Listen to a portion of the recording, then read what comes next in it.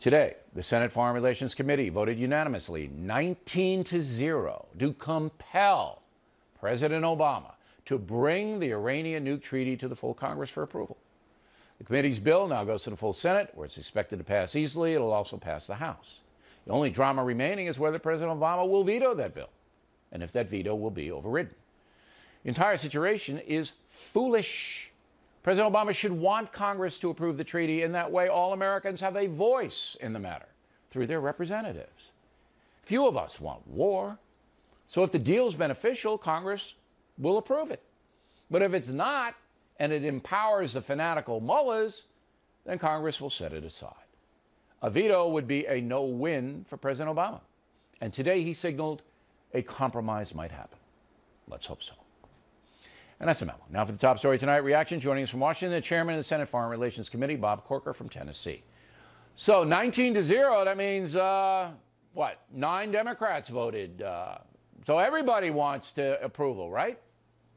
Yeah, Bill, what happened? I think you know Congress put in place sanctions. The president indicated he was going to go directly to the UN Security Council and not come through Congress. So today, on a unanimous basis, the Senate Foreign Relations Committee said, no, you must submit this deal to Congress, to the United States Senate. On behalf of the American people, the Senate will go through every detail. Every detail. You can't do it by... So it's another humiliation. It's just one humiliation. Wait. No. You got... Come on, no spin zone. 19-0? Yeah. 9 Democrats? Everybody says the same thing. You have to submit it to Congress. He's the only holdout. And I guess Nancy Pelosi and the other fanatics, but... It's another humiliation. Today at 11:30, Bill, Secretary Kerry, in a classified setting, was pushing back strongly against this legislation.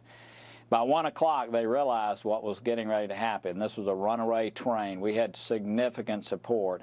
And so they released their veto threat once they saw that we were way beyond the number of people it would take to override a veto. So this gives Congress the right to disapprove. It's a little bit different process, which is a heavy lift, we understand, but to look at this, to let it lay before Congress, give us the right to disapprove this if we feel like it's not something that will stand the test of time, and to keep Americans safe. And that way he would not be able to lift the congressional sanctions that have been put in place. Right. The deal would not happen. It also, by the way, Bill, keeps us involved to ensure that they comply, that they don't cheat. We know what happened in North Korea. This keeps Congress involved for the duration if a deal is achieved. And Congress should be involved. That's the people's representative. Now, listen, this is an opinion question, but you've been around for a while. How can a president be so wrong-headed? How can he, you said, okay, by 1 o'clock they knew. They should have known 3 weeks ago that this wasn't going to fly, that the American people... I'm actually surprised that not one Democrat on your committee dissented. I'm pleased, but I'm surprised.